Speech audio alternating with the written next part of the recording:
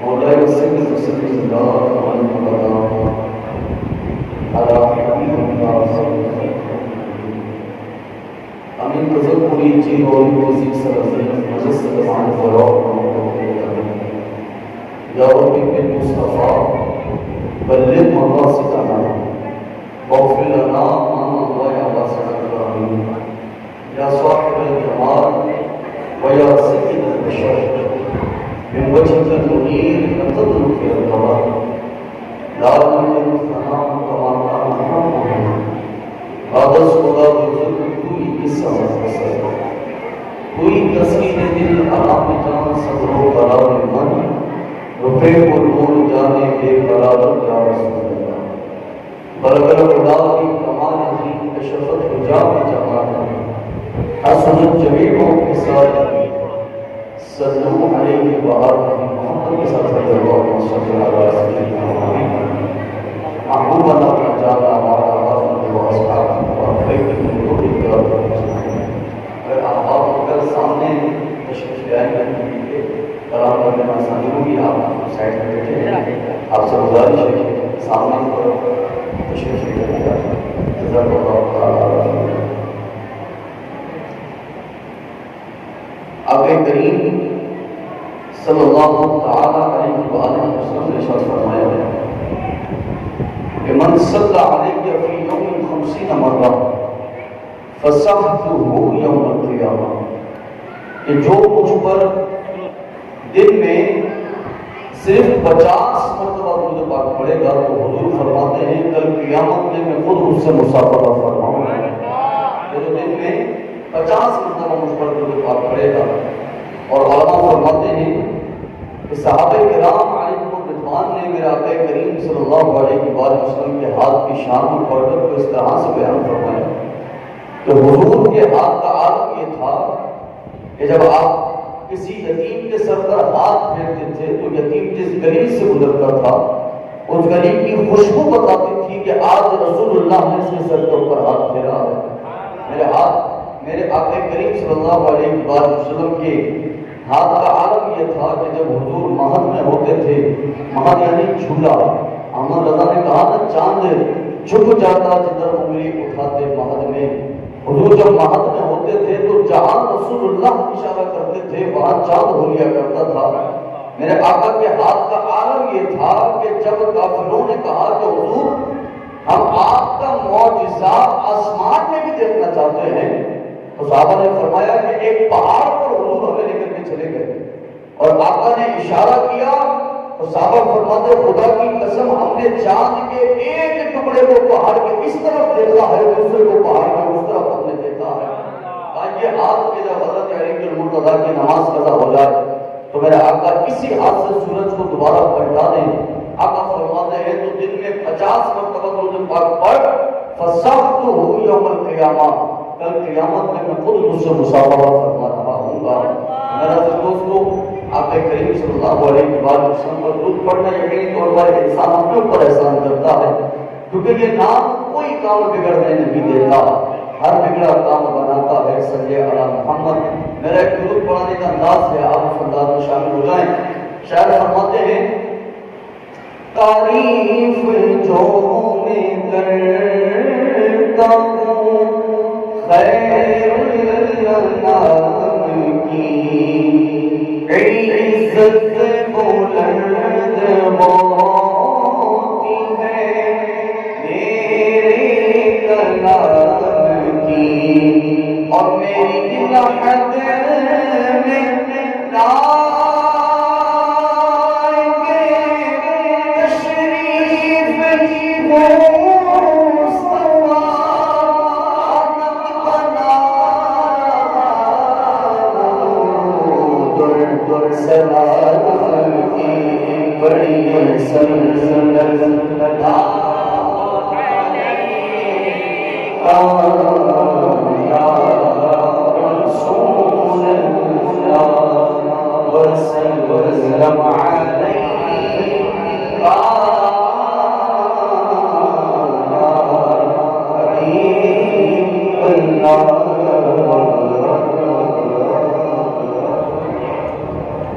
معجزہ. معجزے کی تعریف یہ ہوتی ہے کہ ایک نبی اپنے نبوت کی صداقت کے لیے کوئی ایسا عمل کر کے دکھائے کہ سامنے والا اس کو کرنے سے عاجز آ جائے. سامنے والا کہے کہ یہ عمل میں تو نہیں کر سکتا. کافر حضور کے پاس آتے تھے اور فرماتے تھے کہ اگر آپ اللہ کے نبی ہیں تو کوئی ایسا کام کر کے بتائیے نا. تو حضور کبھی چاند توڑتے تھے رسول اللہ، کبھی جو ہے وہ پتھر حضور کو سلام پیش کر رہے ہوتے تھے، درخت حضور کو سلام پیش کر رہے ہوتے تھے. تو ایک نبی کا اپنی نبوت کی سچائی کو ثابت کرنے کے لیے کوئی ایسا کام کرنا کہ سامنے والا اس کو کرنے سے عاجز آ جائے. کہا یہ والا کام تو میں نہیں کر سکتا. اس کو نبی کا معجزہ کہا جاتا ہے کہ یہ نبی کا معجزہ ہے کہ جب نبی کو کام کرتے تو سامنے والا کہے کہ یہ کام میں نہیں کر سکتا. مثال کیا ہے کہ ابو جہل حضور کے سامنے کھڑا اور کہا کہ حضور والا اگر آپ اتنے ہی بڑے اللہ کے نبی ہیں تو بتائیے میری مٹھی میں کیا ہے. میں قربان رحمت للعالمین پر اللہ نے کیسا نوازا ہے حضور کو. میرے آقا نے فرمایا تم مجھ سے یہ پوچھتا ہے کہ تیری مٹھی میں کیا ہے. ہم بڑی شان والے ہیں، تو یہ پوچھتا ہے مٹھی میں کیا ہے. اگر ایسا ہوتا ہے کہ جو تیری مٹھی میں ہے وہ بتائے کہ میں کون ہوں تو پھر کیا بات ہوگی. اب تو حال کہنے لگا کہ حضور اگر یہی بات ہے تو پھر ایسا ہی ہو جائے. میرے آقا فرماتے تو مٹھی کھول، اور وہ فرماتے جب مٹھی کھولتا نا وہ کنکریاں کہ جن کو نہ آنکھیں ہیں، وہ کنکریاں کہ جن کے نہ کان ہیں، وہ کنکریاں کہ جن کو نہ شعور اور عقل ہے، وہ کنکریاں کہ جن کے پاس نہ زبان ہے. خدا کی قسم جب جلوہ مصطفیٰ دیکھتی ہے تو روایت میں آتا ہے اللہ ان کو زبان بھی عطا فرماتا ہے، آنکھیں بھی عطا فرماتا ہے، سمجھ بھی عطا فرماتا ہے. وہ بدبخت ابو جہل دیکھ کر بھی نہ کہہ سکا ارے یہ میرے رب کی قدرت ہے کہ جن کی آنکھیں نہیں. اور کنکریوں نے کہا اشہد ان محمد رسول اللہ، بے شک آپ اللہ کے رسول ہیں.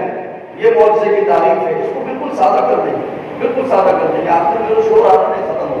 بالکل سلیکٹ کر دیں. کہا کہ اشہد ان محمد رسول اللہ. تھوڑی سی آواز بڑھا دیجیے گا کہ میں گواہی دیتا ہوں، ہم گواہی دیتے ہیں کہ آپ اللہ کے رسول ہیں. تو یہ معجزے کی تعریف ہے کہ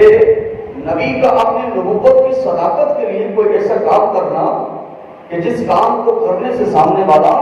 عاجز آ جاتا اور کہا یہ والا کام تو میں نہیں کر سکتا، تو اس کو نبی کا معجزہ کہا جاتا. اب چونکہ اللہ رب العزت نے جب بھی اپنے انبیاء رسولوں کو بھیجا ہے تو کچھ نہ کچھ معجزے عطا فرمائے. حضرت موسیٰ علیہ السلام کے لیے اللہ نے قرآن میں فرمایا کہ وَمَا تِلْكَ بِيَمِينِكَ يَا موسیٰ، اے موسیٰ تیرے ہاتھ میں کیا ہے. تو حضرت موسیٰ نے کہا نا کہ یا اللہ میرے ہاتھ کے اندر یہ عصا ہے، یہ لکڑی ہے، اس سے میں بکریاں بھی چلا لیا کرتا ہوں، اس کو میں اسلحہ بھی بنا لیا کرتا ہوں، یہ سانپ بھی بن جاتا ہے. مولا تیرا دیا ہوا معجزہ ہے، دیگر کام کاج کیا کرتا ہوں. تو اللہ نے عصا حضرت موسیٰ کو معجزہ عطا فرمایا. اللہ نے حضرت داؤد علیہ السلام کو بھی معجزہ عطا فرمایا. آپ لوہے کو ہاتھ لگاتے تھے تو لوہا روئی کی طرح نرم ہو جایا کرتا تھا. جیسے چاہتے تھے اس لوہے کو موڑ لیا کرتے تھے. آپ کا بزنس تھا، آپ کا کاروبار تھا، آپ لوہے سے جو چاہتے تھے بناتے تھے، اسے بیچ دیا کرتے تھے. آواز میں وہ حسن عطا فرمایا تھا کہ انسان تو انسان جب حضرت داؤد علیہ السلام گنگناتے تھے، کچھ پڑھتے تھے تو پرندے بھی مدہوش ہو جایا کرتے تھے. اللہ نے حضرت داؤد کو آواز کا معجزہ عطا فرمایا، ہاتھ کی نرمی کا معجزہ عطا فرمایا. اللہ نے حضرت عیسیٰ کو بھی معجزہ عطا فرمایا. قرآن کریم فرقان حمید میں اللہ نے ارشاد فرمایا کہ عیسیٰ کا مرتبہ تو یہ ہے کہ عیسیٰ جب اللہ کا حکم ہو جائے تو مردے کے اندر جان ڈال دیا کرتا ہے. ماں کے پیٹ سے کوئی اندھا پیدا ہو اسے آنکھیں دے دیتا ہے، کوئی کوڑ کے مرض میں مبتلا ہو اس کے مرض کو دور کر دیتا ہے. اب علماء فرماتے ہیں جب اللہ نے رحمت للعالمین کو بھیجا، مالک دو جہاں کو بھیجا، مالک کل کو بھیجا ہے، تو شان اور ان کی عظمت کیا ہے، ان کا مقام اور ان کا مرتبہ کیا ہے. فرماتے ہیں میرے محبوب کی تو آنکھوں کو بھی معجزہ بنا دیا ہے، حضور کی تو پلکوں کو بھی معجزہ بنا دیا ہے، آقا کے تو دیکھنے کو بھی معجزہ بنا دیا ہے، آقا کے تو بولنے کو بھی معجزہ بنا دیا ہے.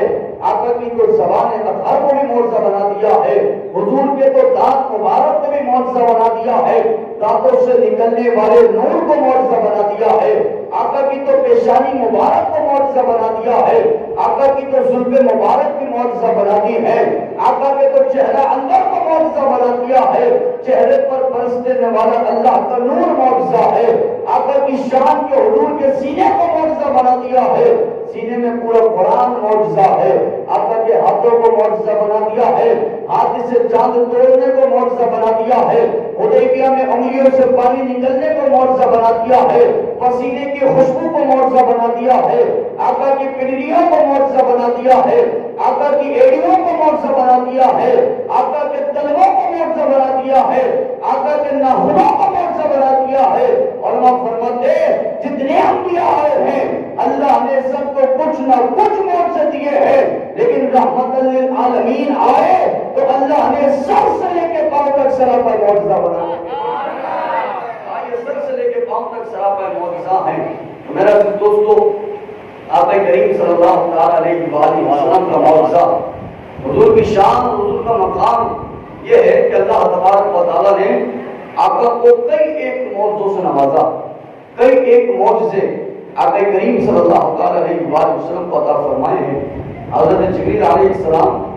جب قرآن کی پہلی آیت لے کر کے اترے نا، اقرأ بسم ربک الذی خلق،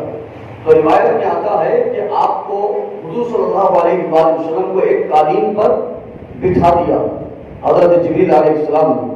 اور فرمایا کہ حضور پڑھیے اقرأ بسم ربک الذی خلق۔ میرا آقا کریم صلی اللہ علیہ وآلہ وسلم نے فرمایا اے جبریل میں پڑھنا نہیں جانتا۔ حضرت جبریل پھر فرمانے لگے حضور پڑھیے اقرأ بسم ربک الذی خلق۔ حضور نے پھر فرمایا جبریل میں پڑھنا نہیں جانتا، جہاں تک کہ جبریل علیہ السلام نے حضور کو سینے سے لگایا اور میرے آقا نے پھر پوری سورت پڑھی اقرأ بسم ربک الذی خلق، اور پوری آیتیں پڑھتے چلے گئے۔ اب حضور کے دل میں ایک اضطراب پیدا ہو گیا، ایک پریشانی سی پیدا ہو گئی، دل تھوڑا گھبراہٹ میں مبتلا ہو گیا۔ تو جبریل کو پہلی مرتبہ دیکھا ہے، کوئی اللہ کا فرشتہ پہلی مرتبہ سامنے آیا ہے، اس سے پہلے کسی فرشتے کو دیکھا نہیں، یہ پہلا معاملہ تھا۔ آقا بڑے گھبراہٹ میں ہے۔ حضرت جبریل علیہ السلام نے اجازت چاہی، حضور بھی جانے لگے اپنے گھر کی طرف۔ دل میں ایک گھبراہٹ ہے، دل کا ایک اضطراب والی کیفیت ہے، دل میں بے چینی ہے کہ یہ اللہ کا فرشتہ تھا جبریل علیہ السلام۔ آج سے پہلے میں نے کسی فرشتے کو نہیں دیکھا، میں قربان جب رسول اللہ کا دل گھبرایا ہے، جب حضور کا دل بے چین ہوا ہے، اللہ نے وہ عمل کر کے دکھا دیا کہ میرے آقا کا دل اطمینان میں آ گیا، آقا کو سکون نصیب ہو گیا ہے۔ میرے حضور فرماتے ہیں میں بے چینی کی حالت میں چل رہا ہوں، اب اللہ کا مجھ پر کرم ایسے ہوا ہے، میں جس پتھر کے قریب سے گزرتا گیا ہر پتھر سے صدا آتی رہی السلام علیکہ یا رسول اللہ، ہر پتھر سے یہ صدا آتی رہی السلام علیکہ یا رسول اللہ۔ فرماتے میں پھر پتھر سے گزرا، مجھے اگلے پتھر سے صدا آتی ہے السلام علیکہ یا رسول اللہ۔ پھر پتھر سے گزرا، اگلا پتھر بھی کہتا ہے السلام علیکہ یا رسول اللہ۔ حضور فرماتے ہیں اب میں اللہ کی حمد بیان کرتا ہوں، مولا تمام تعریفیں تیرے لیے ہے، مجھے اس بات کا علم ہو چکا ہے کہ اب میں تیرا نبی بھی ہوں، اور صرف نبی نہیں بلکہ عالمین کے لیے رحمت بنا کر کے تو نے مجھے بھیج دیا ہے۔ آئیے رسول اللہ کا معجزہ تھا کہ حضور صلی اللہ علیہ وآلہ وسلم کو پتھر حضور کو دیکھ کر سلام کیا کرتے تھے، آقا کریم صلی اللہ علیہ وآلہ وسلم کی عظمتوں کا اقرار کیا کرتے تھے، اور علماء نے لکھا کہ یہ جو پتھر ہے نا آج بھی موجود ہے، اور لوگ اس کی جا کے زیارت بھی کرتے ہیں، کوئی بوسہ بھی دیتا ہے،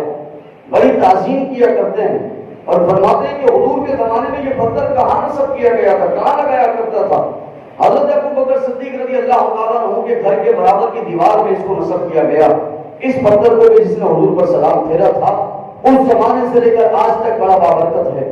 آج بھی جس کو اس پتھر کا علم ہوتا ہے جا کر تعظیم بھی کرتا ہے، بوسہ بھی دیتا ہے کہ یہ وہ پتھر ہے کہ جس نے آقا کریم صلی اللہ علیہ وآلہ وسلم کی بارگاہ میں سلام پیش کیا تھا، اور یہاں پر تعظیم اس لیے کر رہا ہوں کہ اس کی نسبت رسول اللہ سے ہے، بوسہ اس لیے دے رہا ہوں کہ اس کی نسبت رسول اللہ سے ہے۔ تو علماء فرماتے ہیں جب کوئی بے جان چیز کے جس کے پاس نہ آنکھیں ہو، نہ کان ہو، نہ عقل ہو، نہ شعور ہو، نہ بولنے کے لیے زبان ہو،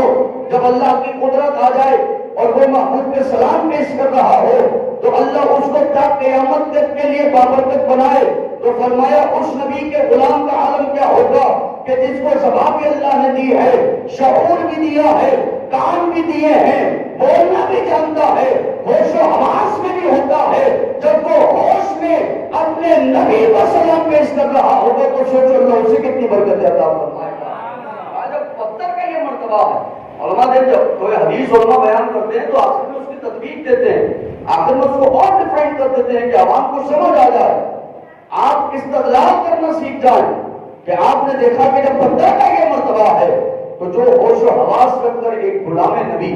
رسول اللہ کا غلام حضور سے محبت کرنے والا وہ ہوش و حواس کے ساتھ رسول اللہ کی بارگاہ میں سلام پیش کرے گا تو بتاؤ اللہ کیسی برکت عطا فرمائے گا, کیسی اس بندے پر رحمتوں کی بارشوں کا نزول فرمائے گا. تو یہ میرا آقا کریم صلی اللہ تعالیٰ علیہ وسلم کا معجزہ تھا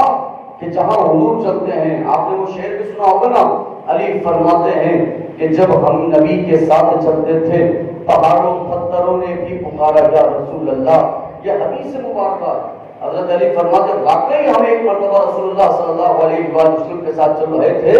تو جس پہاڑ اور جس پتھر کے قریب سے گزرتے ہم اپنے کانوں سے سنتے کہ وہ کہہ رہا تھا السلام علیکم یا رسول اللہ, حضور آپ پر سلام ہو, آپ کی عظمتوں پر سلام ہو. یہ رسول اللہ صلی اللہ علیہ وسلم کا معجزہ ہے. حضرت انس فرماتے ہیں کہ حضور مکہ المکرمہ سے باہر ہیں, کافروں نے حضور پر حملہ کر دیا اور ایسا شدت کا حملہ کیا ہے کہ آقا لہو لہان ہو گئے, خون کے قطرے رسول اللہ کے جسم سے ٹپکنے لگے. اب جب ایسا ہو نا, آپ پر بھی کوئی ایک چاٹ مار دے تو دل کی کیفیت تو بدلتی ہے نا, کوئی آپ کا گربان پکڑ لے تو دل کی کیفیت تو بدل جاتی ہے. اچانک ایک خوشگوار موڈ جو ہے وہ ایک دم افسردگی میں بدل جاتا ہے, بندہ غمزدہ ہو جاتا ہے, سوچنے لگتا ہے کہ آخر ہوا کیا,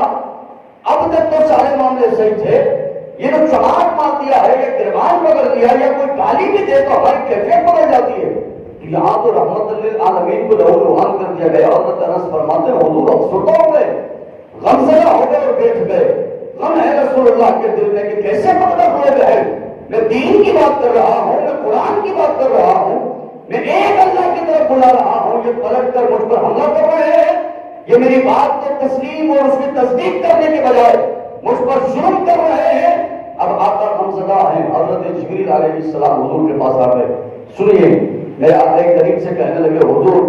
آپ کے دل کو خوش کرنے کے لیے کیا میں ایک چیز نہ دکھاؤں, آپ کا دل غم میں ہے نا, جب آپ کا میرا کوئی دل غم میں ہو, کوئی ہمیں غم پہنچا ہو, کوئی ٹھیس پہنچی ہو تو کوئی ہمارا ساتھی آ جائے, کوئی پڑوسی آ جائے, کوئی دوست آ جائے, ہمیں وہ عمل کر کے دکھائے کہ جس سے ہمارا دل خوش ہو جائے, غم دور ہو جائے, تو میں قربان جب مصطفیٰ غمزدہ ہوتے ہیں تو دنیا دار نہیں بلکہ اللہ کے فرشتے حضور کی بارگاہ میں آیا کرتے ہیں اور حضور سے پوچھتے ہیں آپ کے دل کا غم دور ہو جائے, آپ بتائیے کچھ کر کر دکھائیں. آقا نے فرمایا ہاں جبریل بتاؤ کیا دکھانا چاہتے ہو. فرمایا یا رسول اللہ وہ جو درخت ہے اس کو آپ بس اشارہ کریں, وہ اپنی جڑیں اکھیڑتا ہوا آپ کی بارگاہ میں حاضر ہوگا. میرے آقا اشارہ فرماتے ہیں, درخت جگہ اکھیڑتا ہوا مصطفیٰ کی بارگاہ میں آتا ہے اور پھر آ کر کہتا ہے کہ میں گواہی دیتا ہوں آپ اللہ کے رسول ہیں. حضرت جبریل فرماتے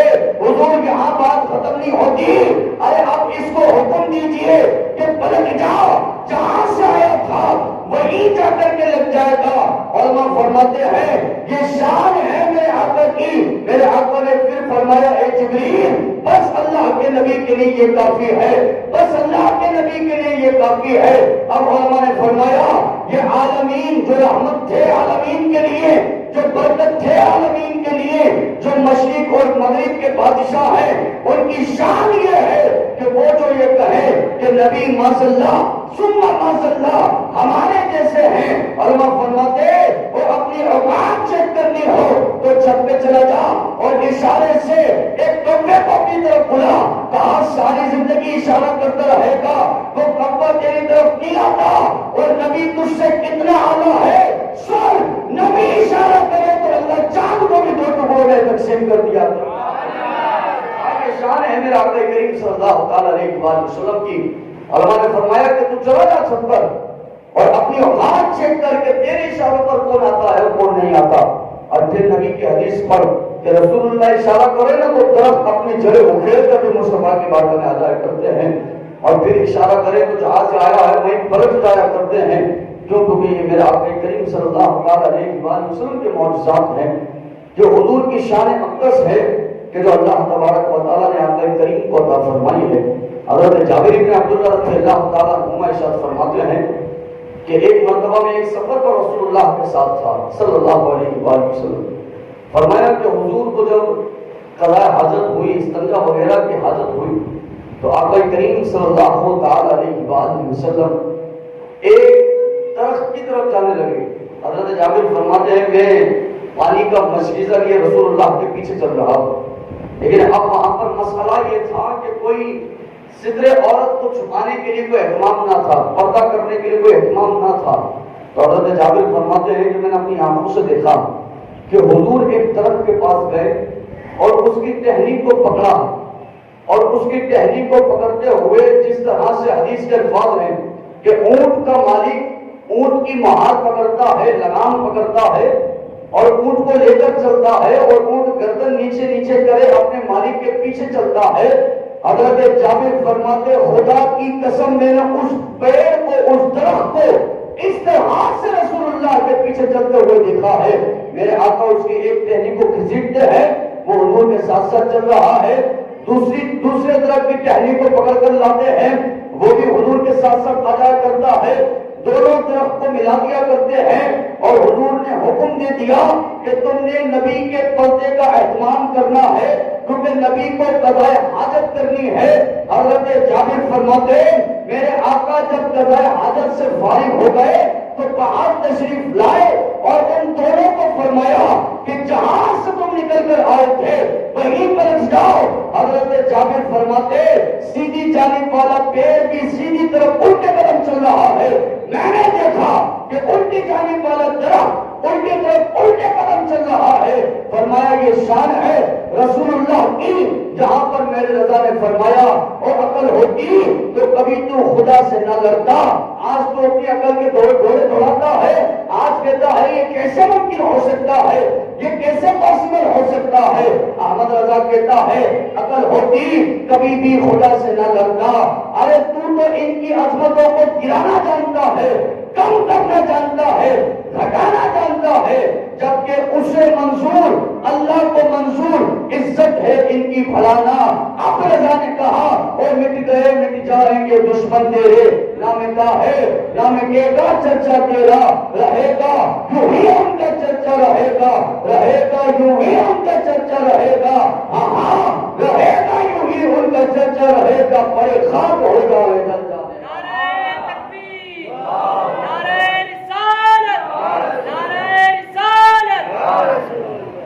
فرمایا کہ یہ شان ہے میرے آقا کریم صلی اللہ علیہ وآلہ وسلم کی۔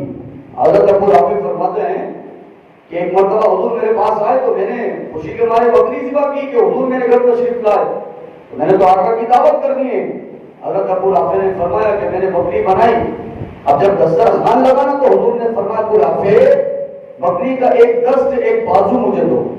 حضرت ابو رافع فرماتے میں پلیٹ میں لایا، رسول اللہ کو پیش کر دیا جو بھی اس وقت کا اہتمام تھا۔ اب حضور نے جب تناول فرمایا پھر فرمایا دوسرا دست بھی دو، دوسرا بازو بھی دو۔ حضرت ابو رافع فرماتے میں دوسرا بازو بھی لایا، میں نے حضور کے سامنے پیش کر دیا ہے۔ اب آقا نے فرمایا ابو رافع تیسرا بازو بھی دو۔ ابو رافع فرماتے میں بول پڑا یا رسول اللہ میرے پاس دو ہی بازو تھے اور دست موجود نہیں ہے۔ میرے آقا نے فرمایا ابو رافع ارے تو بولا کیوں؟ اگر تو بولتا نہیں تو دست دیتا رہتا، اس میں برکت اللہ اتنی عطا فرما دیتا۔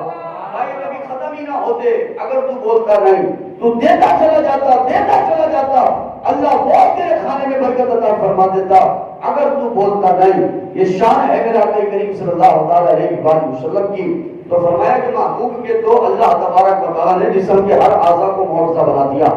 یہاں تک کہ حضور کی خوشبو کو معجزہ بنا دیا۔ حضرت جابر فرماتے جب حضور ہمارے درمیان بیان کیا کرتے تھے اور بیان کر کے اٹھ کے چلے جایا کرتے تھے تو فرماتے ہم بھاگ جا کے کسی سے پوچھتے نہیں تھے کہ حضور کہاں گئے، بلکہ ہم گلیوں کو دیکھتے تھے، جو گلی خوشبو سے مہک رہی ہوتی تھی گویا کہ یہیں سے رسول اللہ کا گزر ہوا ہے۔ اللہ نے ان کے پسینے کو خوشبو بنا دیا ہے۔ مشک اور عنبر سے اعلیٰ قسم کی خوشبو ہے پھر رسول اللہ کی پسینے کی خوشبو۔ حضرت جابر فرماتے ہیں کہ جس گلی خوشبودار ہوتی تھی ہمیں اندازہ ہوتا تھا کہ یہاں سے رسول اللہ کا گزر ہوا ہے۔ شاید فرماتے ہیں نا راستے صاف بتاتے ہیں کہ آباد ہیں، ہم تو محفل کو سجاتے ہیں آتے ہیں، راستے صاف بتاتے ہیں کہ آتے ہیں۔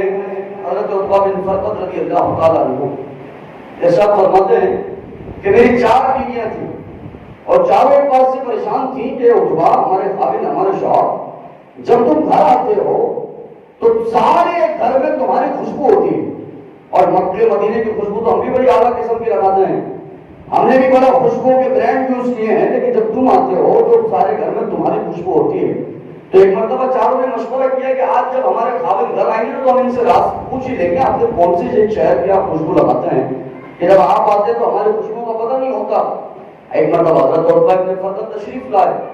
تو چاروں بیویوں نے بٹھایا اور کہا کہ حضور والا ہمارے خاوند ہمارے سرکار بتائیے نا آپ آخر مکے یا مدینے کی کس خوشبو کا استعمال کرتے ہیں کہ آپ جب آتے ہیں تو ہر طرف آپ کی خوشبو ہوتی ہے، ہماری تو خوشبو کا پتہ نہیں ہوتا، جبکہ ہم چاروں بھی اعلیٰ قسم کے برانڈ یوز کرنے والے اعلیٰ قسم کی خوشبو لگانے والیاں ہیں، لیکن آپ کے آگے ہماری خوشبو مانک پڑ جاتی ہے، ختم ہو جاتی ہے، آپ کون سے خوشبو لگاتے ہیں؟ حضرت عتبہ بن فرقد رضی اللہ تعالیٰ عنہ نے ارشاد فرمایا بات یہ ہے کہ میں نے آج تک کسی خوشبو کا استعمال نہیں کیا، کوئی خوشبو نہیں لگائی۔ تو کہا حضور یہ راز کیا ہے کہ آپ نے تو کوئی خوشبو نہیں لگائی ہے، اور آپ جب آتے ہیں تو آپ کے جسم سے اتنی خوشبو آتی ہے کہ آپ ہی کی آپ کی خوشبو ہوتی ہے۔ تو حضرت عتبہ بن فرقد فرماتے ہیں بات یہ ہے کہ میں ایک مرتبہ ایسا بیمار ہوا کہ میرے جسم پر دانے نکلے تو میں حضور کے پاس آ گیا اور کہا یا رسول اللہ آپ کا صحابی عتبہ جو ہے وہ بیمار ہو چکا ہے، اس کے جسم پر دانے نکل گئے۔ میرے آقا نے فرمایا عتبہ اپنی قمیص کو ہٹاؤ، فرمایا میں نے اپنی قمیص کو ہٹایا، میرے آقا نے اپنا ہاتھ میری پیٹھ کے اوپر پھیلا، پھر حضور نے میرے پیٹ کے اوپر پھیلا ہے، کہا بیماری تو دور ہوئی ہاتھ مصطفیٰ ید مصطفیٰ کی برکت یہ ہے کہ جب سے حضور کا ہاتھ لگا ہے میں خود بھی خوشبودار ہو چکا ہوں، جہاں جاتا ہوں میں بندے کو بھی خوشبودار کر دیا خوشبودار ہو گیا۔ یہ راز کہ جو رسول اللہ صلی اللہ علیہ وآلہ وسلم کا فیض ملا ہے حضور کی نسبت جو چکی ہے، رسول اکرم صلی اللہ علیہ وآلہ وسلم کا یہ فیض مجھے ملا ہے کہ اللہ تبارک و تعالیٰ نے حضور کی نسبت سے مجھے خوشبودار بنا دیا ہے، تو اللہ نے تو محبوب کے پسینے کو بھی خوشبودار بنا دیا۔ ایک صحابی حضور کے پاس آئے اور فرمایا کہ یا رسول اللہ صلی اللہ علیہ وآلہ وسلم میری بیٹی کی شادی ہے اور میں تحفے میں اسے کچھ دینا چاہتا ہوں لیکن میرے پاس کچھ ہے نہیں۔ میرے آقا نے اپنی کوہلیوں کا پسینہ جمع کیا اور فرمایا کہ جاؤ اور اپنی بیٹی کو یہ مصطفیٰ کی کوہلیوں کا پسینہ دینا۔ وہ صحابی گئے اور حضور کی کوہلیوں کا پسینہ رخصتی میں اپنی بیٹی کو دے دیا اور کہا کہ رسول اللہ نے فرمایا ہے جب بھی خوشبو کا استعمال کرنا ہو نا تو تمہیں مصطفیٰ کا پسینہ لگانا ہے،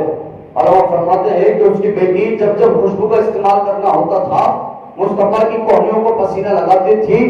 لوگ جب گھر کے باہر سے گزرتے تھے تو حضور کی خوشبو نے روک لیا کرتی تھی، لوگوں نے گھر کا نام رکھ دیا ہے، کہا یہ بیت المطیبین ہے، یہ بیت المطہرین ہے۔ اس گھر کی خوشبو کا عالم یہ ہے کہ جو اندر خوشبودار ہے اس نے باہر والے سب کو خوشبودار بنا دیا ہے۔ یہ بیت المطیبین ہے، یہ شان ہے رحمت للعالمین کی کہ اللہ تبارک و تعالیٰ نے ان کی کوہنیوں کے پسینے کو بھی معجزہ بنا دیا ہے، اللہ تبارک و تعالیٰ نے ان کے ہاتھ کی خوشبو کو بھی معجزہ بنا دیا ہے، میرے آقا نے ان کی آنکھوں کو بھی معجزہ بنا دیا ہے۔ حضرت عبداللہ بن سلام فرماتے اور یہودیوں نے مجھے کہا تھا کہ عبداللہ جا اور تو ہم میں سب سے بڑا عالم ہے، جا کر مصطفیٰ سے مناظرہ کر، جا کر ان سے لڑ، جا کر اپنی یہودیت مذہب جو ہے اس کو جا کے جتا اور مسلمانوں کو بتا کہ یہودی سب سے اعلیٰ ہیں۔ عبداللہ بن سلام فرماتے میں 100 سوال لیے رسول اللہ کی مجلس میں حاضر ہوا اور حضور پیغام دے رہے ہیں کہ تم نے اطعموا الطعام، صحابہ کو بیان کر رہے، صحابہ تم نے کھانا کھلانا ہے، وَأَفْشُوا السَّلَامَ، ہر ایک کو سلام کرنا ہے۔ عبداللہ ابن سلام فرماتے مجھے پیچھے جگہ ملی، میں بیٹھ گیا، حضور کا کلام سن رہا ہوں، آقا کی باتیں سمجھ رہا ہوں کہ کتنی پیاری اور میٹھی گفتگو فرما رہے ہیں۔ عبداللہ ابن سلام فرماتے آقا نے مجھے کہا ہاں تو کسی کام سے آیا ہے تو بتا۔ عبداللہ ابن سلام فرماتے 100 سوال تھے، ایک سوال ذہن میں نہ رہا، زبان سے اعتراض کرنا چاہتا تھا لیکن بلا ساختہ زبان پہ کنٹرول نہ رہا، ایک ہی جملہ نکلا ہے، اشہد ان لا الہ الا اللہ واشہد ان محمد رسول اللہ۔ یہودیوں کے پاس بیٹھے نا، تو یہودیوں نے پوچھا کہ عبداللہ ابن سلام تو ایک مسلمان ہو گیا، اس بات کا غم نہیں ہے، غم اس بات کا ہے کہ تو بغیر لڑے مسلمان ہو گیا۔ ارے مناظرہ کرتا، لڑائی کرتا، بحث کرتا، اعتراضات کرتا، سوال کرتا، ہار کر مسلمان بنتا تو سمجھ آتا کہ ہاں تو ہارا تو تو نے محمد کا دین قبول کر لیا ہے، ان کا مذہب قبول کر لیا ہے، دین اسلام میں آ گیا ہے، لیکن تو کوئی سوال ہی نہ کر سکا، تو نے جو اتنے اعتراضات تھے کوئی اعتراض نہ کیا، اور اب تو بغیر اعتراض اور بغیر سوال کے تو آیا اور ان کا غلام بن گیا۔ حضرت عبداللہ ابن سلام رضی اللہ تعالیٰ عنہ صحابی رسول ارشاد فرماتے ہیں بات در اصل یہ ہے کہ سوال یا اعتراض تو تب بنتا تھا کہ جب مجھے کچھ سمجھ آتا، ارے مجھ سے پوچھو تو صحیح کہ میں اچانک بغیر کسی دلیل، بغیر کسی اعتراض، بغیر کسی سوال کے مصطفیٰ کا غلام کیسے بن گیا۔ عبداللہ ابن سلام فرماتے جب میں ان کی مجلس میں پہنچا میں نے دیکھا کہ ان کی زبان پر جملے جاری ہیں، اطعموا الطعام، تم نے غریبوں کو کھانا کھلانا ہے، وَأَفْشُوا السَّلَامَ، تم نے مسلمانوں میں سلام کو عام کرنا ہے۔ فرمایا اس سے بڑھ کر میں نے یہ دیکھا ہے جتنی دیر میں ان کے چہرے کو دیکھتا رہا اتنی دیر ان کے چہرے پر اللہ کا نور برستا ہوا دیکھتا رہا، مجھے یقین ہو گیا ارے جتنا نورانی چہرہ ان کا ہے، جتنا نور ان کے چہرے پہ برس رہا ہے، انہوں نے کہا اللہ ایک ہے، یہ بھی سچ کہا ہے، انہوں نے کہا میں اللہ کا رسول ہوں، یہ بھی حق اور سچ بیان فرمایا۔ میرے رضا نے اس موقع پر کہا نا صبح طیبہ میں ہوئی بجتا ہے والا نور کا، صدقہ لینے نور کا، آیا ہے تارا نور کا۔ حضرت تو انتہا کرتے فرماتے تو حضور کو نور نہیں مانتا، ہم تو کہتے تیری نسل پاک میں ہے بچہ بچہ نور کا، حسن ہو وہ بھی نوری ہے، حسین ہو وہ بھی نوری ہے، امام باقر ہو وہ بھی نوری ہے، امام زین العابدین ہو وہ بھی نوری ہے، امام علی اکبر ہو وہ بھی نوری، امام علی اصغر ہو وہ بھی نوری، حسنین کریمین ہو وہ بھی نوری، حسنین کریمین کی اولاد ہو وہ بھی نوری، امام حسین کے بھتیجے ہوں وہ بھی نوری، امام حسین کے کزن ہوں وہ بھی نوری۔ کہا تیری نسل پاک میں ہے بچہ بچہ نور کا، تو ہے عین نور تیرا، سب گھرانہ نور کا۔ عبداللہ بن سلام فرماتے جتنی دیر بیٹھا نا ان کے چہرے پر اللہ کا نور برستا ہوا دیکھ رہا ہوں، تو اللہ تبارک و تعالیٰ نے کتنا نورانی چہرہ رسول اللہ کو عطا فرمایا۔ یہ حضور صلی اللہ علیہ وسلم کا معجزہ ہے۔ حضرت ابو ہریرہ رضی اللہ تعالیٰ عنہ ارشاد فرماتے ہیں کہ ایک جنگ کا موقع تھا، ہم حضور صلی اللہ علیہ وسلم کے ساتھ تھے اور معاملہ یہ پیش آیا کہ صحابہ کے پاس کھانے کی قلت ہو گئی، کھانا صحابہ کے پاس ختم ہو گیا۔ صحابہ حضور کے پاس آیا، حضرت ابو ہریرہ آگے تھے، کہا حضور ہم نے جنگ لڑنی ہے اور کھانا ہمارے پاس نہیں ہے، اور اب کھانا نہیں ہوگا تو آگے جنگ کیسے ہوگی؟ آقا نے فرمایا ابو ہریرہ سے کہ آپ کے پاس کیا ہے؟ کہا حضور میرے پاس کچھ کھجوریں ہیں، کہا آپ نکالیے۔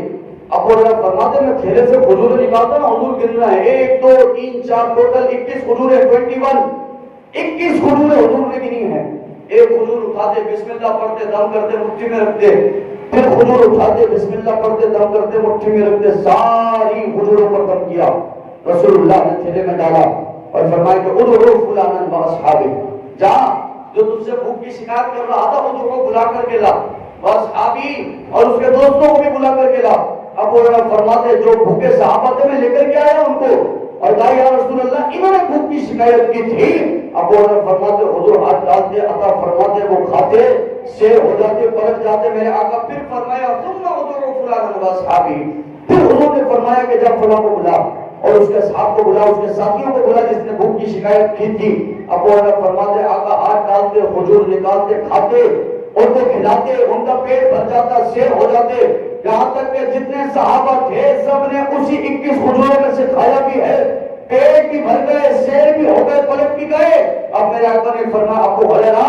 یہ تھیلا پورے کی عطا مصطفیٰ ہے، جب کھانا ہو ہاتھ ڈالنا، کھجور نکالنا، راہ خدا میں بھی خرچ کرنا ہے، خود بھی کھانا ہے، دوسروں کو بھی کھلانا ہے۔ ابو ہریرہ فرماتے ہیں جب تک حضور حیات رہے میرا جب دل چاہتا تھا ہاتھ ڈالتا، کھجور نکالتا، خود بھی کھاتا، دوسروں کو بھی کھلاتا، اللہ کی راہ میں بھی خرچ کرتا۔ حضور کا ظاہری طور پر وصال ہو گیا، ابو بکر کا زمانہ آ گیا، 2 سال دور خلافت رہی ہے۔ ابو ہریرہ کا عمل یہ ہے آج بھی ہاتھ ڈال رہے ہیں، کھجور نکال رہے، خود بھی کھا رہے، دوسروں کو بھی کھلا رہے۔ کہا عمر فاروق کا زمانہ آ گیا ہے، 10 سال دور خلافت رہا ہے، کہا آج بھی ہاتھ ڈالتا ہوں، کھجور نکالتا ہوں، خود بھی کھا رہا، دوسروں کو بھی کھلا رہا۔ عثمان غنی کا زمانہ چل رہا ہے، ابو ہریرہ کی حضور ختم نہیں ہو رہی۔ فرمایا اس زمانے میں وہ تھیلا مجھ سے گم ہو گیا۔ اب علماء فرماتے ہیں ارے ایمان صحابہ یہ ہے کہ اگر تھیلا گمنا ہوتا تو ابو ہریرہ جب تک حیات رہتا ہاتھ ڈالتا، کھجور نکالتا، خود بھی کھاتا، دوسروں کو بھی کھلاتا، اور قیامت تک اس کی نسلیں جن تک تھیلا جاتا رہتا اس کا عمل یہ ہوتا کہ وہ ہاتھ ڈالتے، کھجور کھاتے، کھلاتے، اللہ کی راہ میں خرچ بھی کر رہے ہوتے۔ صلی اللہ علیہ وآلہ وسلم کا معجزہ۔ میں کہا ہمارا مسجد کا امام ہونا اور آپ آئیں کہ حضور یہ ہمارے کھانے پہ دم کر دیجئے، ہمارے بچے پہ دم کر دیجئے، اور ہمارے امام کے سوتا بھائی امام صاحب ہے نا 5 نماز پڑھاتے ہیں، یہ تو کبھی اشراق 4 بھی پڑھتے، تو کبھی یہ تہجد بھی پڑھتے، تو کبھی صلاۃ اللیل بھی پڑھتے، تو توبہ بھی پڑھتے، صلاۃ التسبیح بھی پڑھتے۔ ہمارے ایمان پختہ ہو جاتا ہے بھائی میں تو دعا کر سکتا ہوں، اللہ تو میرا بھی ہے، 70 امام سے زیادہ تو مجھ سے بھی محبت کرتا ہے۔ لیکن سوال ہے نا کہ مغرب میں آ کے کیوں میرے امام کے کان میں کہا کہ میرے بچے کے لیے دعا کرنی ہے؟ کیا اللہ آپ کا نہیں ہے؟ کیا اللہ آپ سے محبت نہیں کرتا؟ امام نے بھی تو وہی مانگنا ہے جو آپ نے مانگنا ہے۔ ماں آپ کے پاس سوال کیا ہوتا ہے؟ بھائی امام ہوتا ہے، مسلمانوں کی امامت کا بڑا مرتبہ ہے، مقام ہے، اس لیے تو ان کے پاس آیا، اللہ تو مجھ سے بھی محبت کرتا ہے، لیکن مجھ سے زیادہ مرتبہ امام کا۔ تو علماء فرماتے جب ایک مسجد کا عام امام دم کر دے کسی پر ہمارا امام ہو جاتا ہے، یار اب تو اس کھانے میں برکت ہو جانی ہے، اب تو اس کھانے پر کرم ہو جانا ہے۔ کہا وہ کہ جو انبیاء کا ایمان ہو وہ جب دم کر دے تو اللہ کیسی برکت عطا فرمائے، دم کر دے اس کی زبان اطہر ہو، اس نے دم کر دیا ہو، میرے آقا نے دم کیا ہے، بسم اللہ پڑھی ہے کھجوروں پر، اور کیسی برکت رہی کہ حضور جب تک حیات رہے ابو ہریرہ فرماتے میں کھا رہا ہوں۔ رسول اللہ صلی اللہ علیہ وآلہ وسلم کے زمانے کے بعد صدیق عمر کا زمانہ آ گیا ہے، لیکن ابو ہریرہ فرماتے میرا عمل یہ چل رہا ہے کہ میں کھجوریں کھا رہا ہوں۔ تو میرا عزیز دوستو، آقا کریم صلی اللہ علیہ وآلہ وسلم کے معجزات کو جو عقل سے سمجھنے کی کوشش کرے گا تو یاد رکھیے کہ عقل کے اندر آپ کی یا میری ہر بات آ جائے یہ ضروری نہیں۔ عقل میں یہ بات نہیں آ سکتی ہے کہ یار 21 کھجوریں اتنے سال تک کیسے چل گئی، کہ ہاتھ ڈالتے ہیں، کھاتے ہیں، کھلاتے ہیں۔ علماء فرماتے ہیں کہ کئی ایک وصل حضرت ابو ہریرہ نے تو اس اللہ کی راہ میں قربان بھی کیا،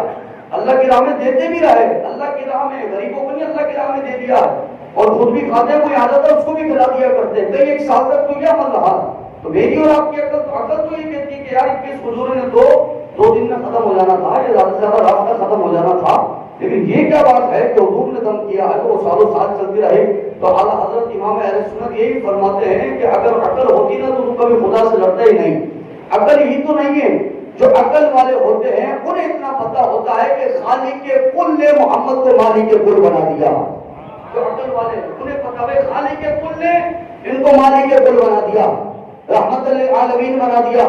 ان کو اختیارات عطا فرما دیے ہیں۔ کیسے اختیارات عطا فرما دیے ہیں؟ ان کا مقام اور ان کا مرتبہ کیا؟ کافر رسول اللہ صلی اللہ علیہ وسلم کے ایک صحابی حضرت براء بن عازب، آپ نے صحابہ میں ایک حدیث بیان کی، فرمایا نہا رسول اللہ صلی اللہ علیہ وآلہ وسلم عن خاتم الذهب، حضور نے مرد کو سونے کی انگوٹھی پہننے سے منع کیا۔ حضور کی حدیث سنا رہے ہیں کہ مرد کو رسول اللہ نے چاندی کی انگوٹھی علاوہ سونے کی انگوٹھی پہننے کے لیے منع کیا، حرام ہے۔ نہا رسول اللہ صلی اللہ علیہ وآلہ وسلم نے اس بات پر حدیث لے کے آ رہا ہوں کہ خالق کل نے محمد کو مالک کل بنا دیا۔ اس پر حدیث لایا کہ فرمایا کہ حضور نے سونے کی انگوٹھی پہننے سے منع کیا، اور عالم کیا ہے، برا ابن عازب منع کر رہے ہیں، حضور کی حدیث سنا رہے ہیں اور خود نے سونے کی انگوٹھی پہنی ہوئی ہے۔ امام اگر کہے کہ نماز پڑھو اور خود بے نمازی ہو تو نمازی کھڑو کر کیا کہیں گے، پہلے خود پڑھو۔ امام اگر کہے کہ داڑھی رکھو اور خود داڑھی کٹواتا ہو تو نمازی کھڑو کر کیا کہیں گے، پہلے خود رکھو۔ تو حضرت برا ابن عازب حضور کی حدیث سنا رہے کہ بھائی سونے کی انگوٹھی حرام ہے، اور سناتے سناتے صحابہ نے دیکھا کہ خود نے سونے کی انگوٹھی پہنی ہوئی، تو اب فرمایا کچھ صحابہ نے حضور یہ معاملہ سمجھ نہیں آیا، آپ ایک تو حدیث سناتے ہیں کہ سونے کی انگوٹھی مرد پر حرام ہے، اور جو حدیث سنا رہا ہے وہ پہنا ہوا ہے سونے کی انگوٹھی، سونے کی انگوٹھی پہنا ہوا ہے وہ جو حدیث سنا رہا ہے، اور ایک مرتبہ آپ کہتے کہ حرام اور خود سونے کی انگوٹھی پہنے ہوئے۔ حضرت برا ابن عازب فرماتے تم ایک مرتبہ مجھ سے پوچھتے تجھے کہ معاملہ کیا؟ فرماتے ہیں کہ رسول اللہ صلی اللہ تعالی علیہ وسلم کے پاس مال غنیمت آیا، میرے آقا نے تمام مال کو صحابہ میں تقسیم فرما دیا ہے، اب حضور نے نگاہیں نیچے کی، پھر نگاہوں کو اٹھایا اور مجھے دیکھا اور بلائے دلاؤ برا ابن عازب، جو حضور کے پاس آیا۔ آقا نے فرمایا کہ بتاؤ تمہیں کچھ مال غنیمت سے ملا کہ نہیں ملا؟ حضرت برا ابن عازب فرماتے میں نے کہا یا رسول اللہ لا، مجھے نہیں ملا ہے۔ آپ نے سارا مال صحابہ میں تقسیم فرما دیا ہے، کہ ایک سونے کی انگوٹھی آقا کے سامنے پڑی تھی، حضور نے اٹھائی اور فرمایا ایک بڑا اسے پہنو، یہ ویسے تو دوسروں کے لیے حرام ہے، ہم کہتے ہیں مصطفیٰ نے تیرے لیے حلال کر دیا ہے۔ مالک کے خالق کے کل نے ان کو مالک کے کل بنا دیا ہے، رحمت للعالمین بنا دیا ہے۔ صحابہ کو تو ایمان یہاں تک تھا، اور تو آج حضور کی عظمتوں کا انکار کرتا، آقا کے معجزات پر عقل دوڑاتا ہے کہ یار عقل میں یہ بات نہیں آتی ہے، کیسا ہو گیا چاند ٹوٹ گیا، عقل میں بات نہیں آتی ہے۔ آقا کریم کی حدیثوں کا صراحتاً انکار کر دیا کرتا، بھئی عقل میں کیسے آ گیا کہ پانی حدیبیہ کے میدان میں فجعل الماء یسور بین اصابعہ کامثال العیون، ان کی انگلیوں سے پانی نکلا ہے اور پانچوں انگلیوں سے پانی نکلا ہے، عقل میں یہ بات نہیں آتی، ہماری عقل تسلیم نہیں کرتی ہے۔ تو احمد رضا نے فرمایا کہ تو عقل کا دشمن ہو چکا ہے، اگر عقل مند ہوتا تو کبھی اللہ اور اس کے رسول کی مخالفت میں نہیں جاتا، کبھی ایسا نہیں ہوتا کہ تو اللہ اور اس کے رسول کی بات پر اعتراضات کر رہا ہوتا، یہ سوالات کر رہا ہوتا۔ ارے یہاں پر تو محبوب صلی اللہ علیہ وآلہ وسلم کی بات کا تو وہ ہے کہ صحابہ فرماتے ہیں حضور آپ کی زبان کی تصدیق اس سے بڑھ کر کیا ہوگی کہ آپ کی زبان پر ہم نے اللہ کو تسلیم کر لیا ہے، اس سے بڑھ کر اور کیا ہوگی کہ آپ کی زبان پر اللہ کو ہی مان لیا ہے۔ سب سے بڑی تصدیق آپ کی زبان کی ہے، سب سے زیادہ بڑی بات تسلیم کرنے والی وہ آپ کی زبان کی ہے کہ آپ نے کہا اللہ ایک، ہم نے مان لیا کہ اللہ ایک ہے۔ حضرت برا بن عازب فرماتے ہیں کہ ویسے تو لوگوں کے لیے حرام ہے، مردوں کے لیے یہ سونے کی انگوٹھی پہنے، لیکن حضور نے میرے لیے اس کو حلال فرما دیا ہے، تو خالق کے کل نے محمد رسول اللہ کو مالک کے کل بنا دیا ہے۔ تو حضرت ابو ہریرہ فرماتے ہیں کہ میں حضرت عثمان غنی کے زمانے تک اس تھیلے میں ہاتھ ڈالتا تھا، کھجور نکالتا تھا، خود بھی کھا رہا ہوتا تھا، دوسروں کو بھی کھلا رہا ہوتا تھا۔ تو میرا عزیز دوستو یہ آقا کریم صلی اللہ تعالی علیہ وآلہ وسلم کا معجزہ ہے، جو حضور صلی اللہ علیہ وآلہ وسلم کی شان اطہر ہے کہ اللہ نے محبوب کو سر سے لے کے پاؤں تک سراپا معجزہ بنا کر کے بھیج دیا ہے۔ آقا کے دیکھنے کو معجزہ کر دیا ہے، ان کی زلفوں کو معجزہ کر دیا ہے، ان کے سینے پر آنے والی بالوں کی لکیر کو معجزہ کر دیا ہے، ان کے تلووں کو معجزہ کر دیا ہے، معراج کی رات جاگتی آنکھوں سے اللہ کے دیدار کو معجزہ کر دیا ہے۔ اتنے سارے معجزے آقا کو عطا فرما دیے ہیں، لیکن اہم مدعا کیا ہے، اہم ٹاپک کیا ہے، اہم بات کیا ہے؟ میں حضور کا معجزہ سن کر بڑا خوش تو ہوتا ہوں، یا آقا کی عشق کی بات سن کے بڑا خوش تو ہوتا ہوں، محبت کی بات سن کے بڑا خوش ہوتا ہوں، لیکن امام قسطلانی رحمۃ اللہ علیہ اپنی کتاب المواہب الدنیا میں ارشاد فرماتے ہو بھائی محبت کی اصل رسول اللہ کی سنتوں کی اتباع کرنے میں ہے، حضور کی سنتوں کی پیروی کرنے میں ہے اصل محبت۔ اگر بندہ حضور کے معجزات سن کے بڑا خوش ہوتا ہے، بڑی محبت کا اظہار کرتا ہے، اور دیگر مقابلے میں اس کو رسول اللہ کی سنتوں سے محبت نہیں ہے، یا آقا کی سنتوں کی ایک سنت پر عمل نہیں کرتا ہے رسول اللہ کی، تو امام قسطلانی فرماتا اپنے ضمیر سے پوچھے، ایسا تو نہیں کہ اپنے آپ کو دھوکہ دے رہا ہو، ایسا تو نہیں کہ اپنے آپ سے جھوٹ بول رہا ہو محبت کی بات کر کے، کہ ایک دفعہ حضور کا عشق بھی نبھا رہا ہے، ایک موقع پر رسول اللہ کے نعتیں بھی پڑھ رہا ہے، یا رسول اللہ کی ثنائیں بھی بلند کر رہا ہے، لیکن اس نے رسول اللہ کی سنتوں سے محبت نہیں کی ہے۔ تو یاد رکھیے گا محبت کی اصل یہ ہے کہ رسول اللہ کی سنتوں سے محبت کیا جائے، حضور کی سنتوں پر عمل کیا جائے، رسول اللہ کی اتباع کی جائے، کہ حضور فرماتے من اطاعنی دخل الجنہ ومن ابا، جو میری اطاعت کرے اللہ اسے جنت میں داخل فرمائے گا، ومن ابا، اور جو انکار کرے، قالوا یا رسول اللہ، صحابہ نے کہا من یابا یا رسول اللہ، انکار کرنے سے کیا مراد ہے، کیا انکار کرے؟ حضور نے فرمایا کہ جو میرا انکار کرے، میری عظمتوں کو جھٹلائے، اللہ اسے جہنم میں داخل فرمائے گا، ومن اطاعنی دخل الجنہ، اور جو میری اطاعت کرے، میری سنتوں پر چل رہا ہو، اللہ اسے لازمی جنت میں داخل فرمائے گا۔ تو معجزہ رسول آپ نے سنا، کئی نیک معجزے آپ نے سماعت کیے ہیں، لیکن اصل چیز کیا ہے کہ اگر حضور کی محبت دل میں ہے تو رسول اللہ کی سنتوں سے بھی عمل ہو، اتباع رسول صلی اللہ علیہ وآلہ وسلم کا بھی ذہن ہو کہ میں نے حضور کی محبت پر بھی چلنا ہے، آقا کے طریقے پر بھی عمل کرنا ہے۔ اللہ رب العزت ہم سب کو رسول اللہ سے محبت اور حضور کی سنتوں پر عمل کرنے کی توفیق نصیب فرمائے۔ وآخر دعوانا ان الحمد للہ رب العالمین۔